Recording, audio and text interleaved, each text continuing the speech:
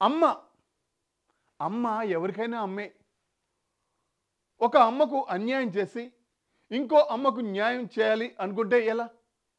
నవమాసాలు మోసి కన్న అమ్మకే కన్న బిడ్డపై ప్రేమ ఎక్కువ.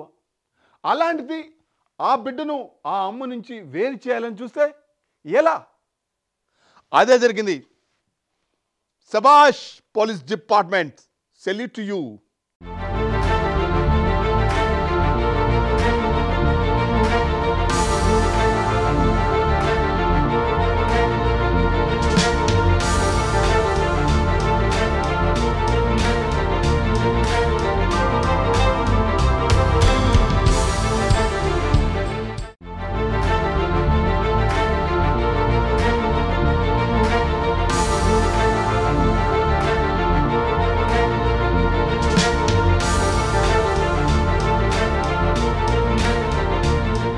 హైదరాబాద్లో నీలోఫర్ ఆసుపత్రిలో చిన్నపిల్లాడి కిడ్నాప్ వ్యవహారం కలకలం సృష్టించింది.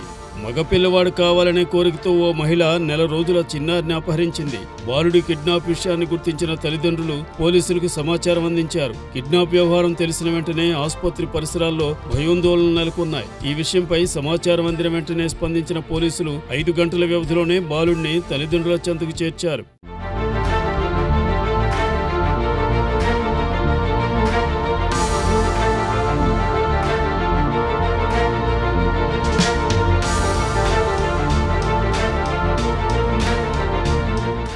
జహీరాబాద్కు చెందిన హసీనా బేగం హైదరాబాద్లోని నీలోఫర్ ఆసుపత్రిలో ప్రసవం అయ్యింది. మగపిల్లాడు వైద్య పరీక్షల కోసం ఆసుపత్రి తీసుకువచ్చిన సందర్భంలో కిడ్నాప్ కు గురయ్యాడు. బాబుని కాసేపు ఎత్తుకుంటానని మాయమాటలు చెప్పి తీసుకున్న ఓ మహిళ అట్నుంచి అటే పరారైంది. బాలుణ్ణి ఎత్తుకున్న మహిళ కనిపించకపోవడంతో కిడ్నాప్ చేశారని గుర్తించిన బాధితులు నాంపల్లి పోలీసులకు సమాచారం అందించారు.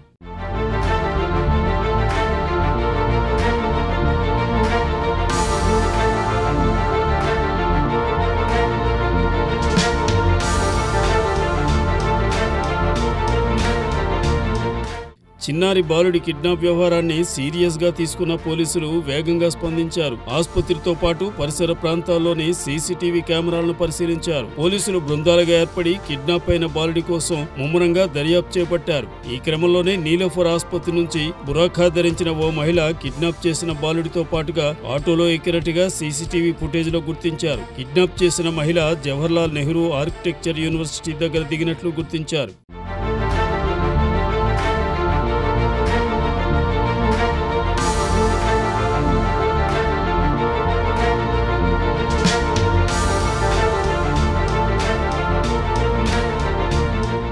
మహిళ బురాఖాలో ఉండడంతో మొహాన్ని గుర్తించలేకపోయారు. కిడ్నాప్ చేసిన మహిళ ఆటో దిగిన తరువాత ఎక్కిన బండి ఆధారంగా పోలీసులు దర్యాప్తును వేగవంతం చేశారు.